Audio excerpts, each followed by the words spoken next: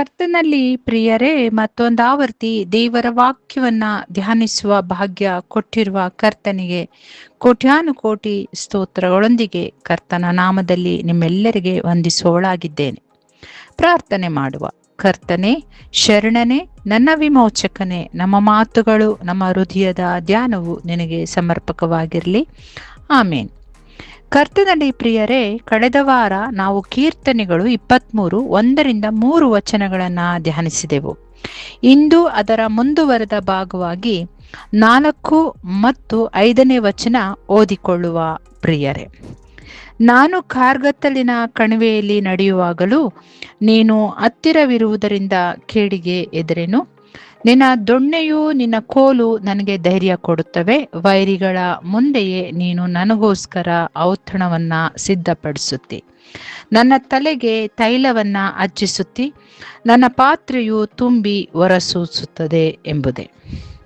ಪ್ರಿಯರೇ, ಒಮ್ಮೆ ಯೋಬ 3:5 ನೋಡುವುದಾದ್ರೆ ಇಲ್ಲಿ ಮರಣಾಂಧಕಾರವನ್ನ ನಾವು ನೋಡುತ್ತೇವೆ. ಹೌದು, 3:5. ಕತ್ತಲೆಯು ಘೋರಾಂಧಕಾರವು ಅದನ್ನು ವಶ ಮಾಡಿಕೊಳ್ಳಿ, ಮೋಡವು ಅದನ್ನು ಕವಿಯಲಿ, ಹಗಲನ್ನ ಮುಚ್ಚಿಕೊಳ್ಳುವ ಮೊಬ್ಬು ಅದನ್ನು ಎದುರಿಸಲಿ, ಕಾರ್ಗತ್ತಲು ಆ ರಾತ್ರಿಯನ್ನ ಹಿಡಿದುಕೊಳ್ಳಲಿ. ಇದು ಯೋಬನು ತನ್ನ ಜನ್ಮದಿನವನ್ನ ಶಪಿಸುವ ಮೂಲಕ ಈ ಮಾತುಗಳನ್ನ ಆಡುವುದನ್ನ ನಾವು ಸತ್ಯವೇದದಲ್ಲಿ ನೋಡ್ತೇವೆ. ಹೌದು ಪ್ರಿಯರೇ, ಇಲ್ಲಿ ಮರಣಾಂಧಕಾರವನ್ನ ನಾವು ನೋಡ್ತಿದ್ದೇವೆ. ಇದೇ ಪರಿಸ್ಥಿತಿ ನಮ್ಮ ನಿಮ್ಮ ಜೀವಿತಗಳಲ್ಲಿಯೂ ಹಾದು ಬಂದಿರ್ತೇವೆ, ಹಾದು ಹೋಗಿರ್ತೇವೆ. ಅಥವಾ ಈ ಕಾರ್ಗತ್ತಲಿನಲ್ಲಿ ನಾವು ಪ್ರಸ್ತುತ ಬದುಕಿನಲ್ಲಿ ಹೋರಾಡುತ್ತಲೂ ಇರಬಹುದು. ಅರಸನಾದ ದಾವೀದನು ನಮ್ಮ ನಿಮ್ಮಂತೆಯೇ ತನ್ನ ಜೀವಿತಾವಧಿಯಲ್ಲಿ ಹೋರಾಡಿರುವ, ಹಾಗಾಗಿ ಸ್ಪಷ್ಟವಾಗಿ ತಿಳಿಸಿರುವ, ನಾನು ಕಾರ್ಗತ್ತಲಿನ ಕಣಿವೆಯಲ್ಲಿ ನಡೆಯುವಾಗಲೂ ನೀನು ಹತ್ತಿರವಿರುವುದರಿಂದ ಕೇಡಿಗೆ ಎದುರೆನು. ಹೌದು ಪ್ರಿಯರೇ, ಒಳ್ಳೆಯ ಕುರುಬನಾದ ನಮ್ಮ ತಂದೆಯಾದ ಸ್ವಾಮಿ ನಮ್ಮೊಂದಿಗೆ ಸದಾ ಕಾಲವೂ ಇರುವ ಆತನಾಗಿದ್ದಾನೆ. ಎಂಥ ಕಠಿಣ ಪರಿಸ್ಥಿತಿಯು ಆತನು ನಮ್ಮನ್ನ ತೊರೆಯುವುದಿಲ್ಲ. ನಾವು ನಂಬಿಕೆಯಲ್ಲಿ ಬಿದ್ದು ಹೋದಾಗ ನಾವು ಕುಗ್ಗಿ ಹೋಗುವವರಾಗಿದ್ದೇವೆ. ಆದ ಕಾರಣ ಪ್ರತಿ ಗಳಿಗೆ ಸ್ವಾಮಿ ನಮ್ಮೊಂದಿಗೆ ಇರುವ ಎಂಬ ಬಲವಾದ ನಂಬಿಕೆ ನಮ್ಮನ್ನು ನಡೆಸುವಂಥದ್ದಾಗಿದೆ. ಪ್ರಿಯರೇ, ಕೇಡಿಗೆ ಎದುರೇನು? ಹೌದು ಪ್ರಿಯರೇ, ನಮ್ಮ ಪರಿಸರ, ನಮ್ಮ ಆತ್ಮೀಯರೇ ನಮಗೆ ವೈರಿಗಳಾಗಿರಬಹುದು, ಕೆಡುಕು ಅಪೇಕ್ಷಿಸುವವರು ಆಗಿರ್ತಾರೆ.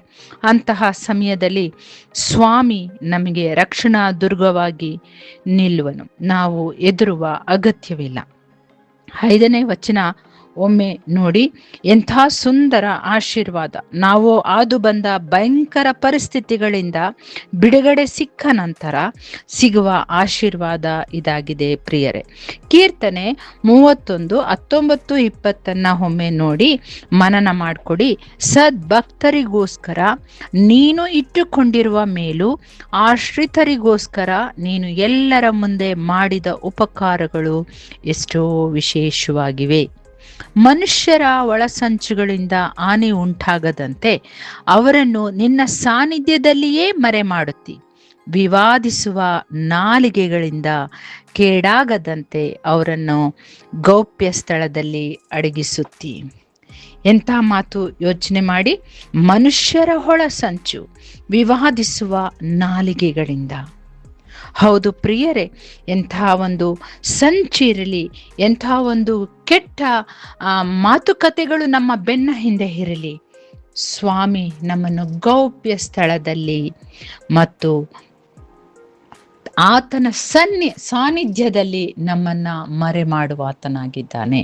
ಗೌಪ್ಯ ಸ್ಥಳ ಎಂಬುದಾಗಿ ಯೋಚಿಸುವುದಾದ್ರೆ ಆತನ ಅಂಗೈಯಲ್ಲಿ ನಮ್ಮನ್ನ ಚಿತ್ರಿಸಿಕೊಂಡವನಾಗಿ ನಮ್ಮನ್ನು ಆತನ ಸಾನ್ನಿಧ್ಯದಲ್ಲಿ ಕಾಪಾಡುವ ಪ್ರಿಯರೇ.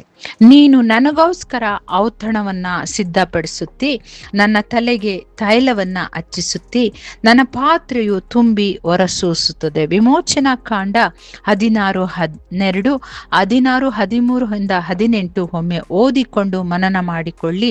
ಅರಣ್ಯದಲ್ಲಿ ಇಸ್ರಾಯೇಲರು ಕೇಳಿದ ಇಷ್ಟ ಭೋಜನವನ್ನ ಕೊಟ್ಟು ಸಂತೃಪ್ತಿಪಡಿಸಿದ ಕರ್ತನು ನಮ್ಮೊಂದಿಗೂ ಇರುವನು, ನಿಮ್ಮೊಂದಿಗೂ ಇರುವನು. ಮಾಡುವವನು. ನಾವು ಊಹಿಸದ ರೀತಿಯಲ್ಲಿ ನಮ್ಮನ್ನು ನಡೆಸುವುದಲ್ಲದೆ ರಾಜರ ಪಂಕ್ತಿಯಲ್ಲಿಯೂ ಔತಣವನ್ನ ಸಿದ್ಧಪಡಿಸುವ ಆತನಾಗಿದ್ದಾನೆ ಪ್ರಿಯರೇ.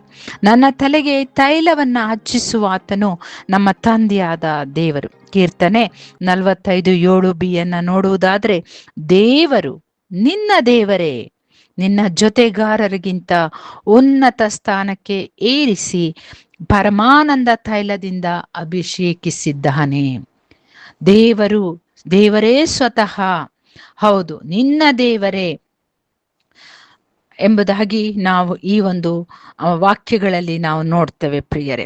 ಕುಗ್ಗಬೇಡಿ, ಸೋತ ಮನಸ್ಥಿತಿ ಹೊಂದಬೇಡಿ. ತಕ್ಕ ಸಮಯದಲ್ಲಿ ಕರ್ತನು ನಮ್ಮನ್ನು, ನಮ್ಮ ಜೀವಿತವನ್ನ ಆಶೀರ್ವದಿಸುವನು. ನಾವು ಇಂದಿನ ಜೀವಿತದಲ್ಲಿ ಯಾವ ಪರಿಸ್ಥಿತಿಯಲ್ಲಿದ್ದರೂ ಆತನು ನಮ್ಮ ಕುರುಬನಾಗಿರುವ, ನಮ್ಮ ಜೀವಿತವು ಆಶೀರ್ವಾದಗಳಿಂದ ತುಂಬಿ 4 ಜನಕ್ಕೆ ಆಶೀರ್ವಾದ ಪ್ರಾಯರಾಗುವಂತೆ ನಮ್ಮನ್ನು ಆಶೀರ್ವದಿಸಿ ನಡೆಸುವ ಆತನು ನಮ್ಮ ಕರ್ತನಾದ ಕುರುಬನು. ಹೌದು ಪ್ರಿಯರೇ, ಈ ಒಂದು ವಾಕ್ಯವನ್ನ ಬಲವಾಗಿ ನಾವು ಹಿಡಿಯುವುದಾದರೆ ಖಂಡಿತವಾಗಲೂ ನಾವು ಎಂದಿಗೂ ಕೊರತೆ ಪಡೆಯೋದಿಲ್ಲ. Amen, amen. Take care, stay blessed.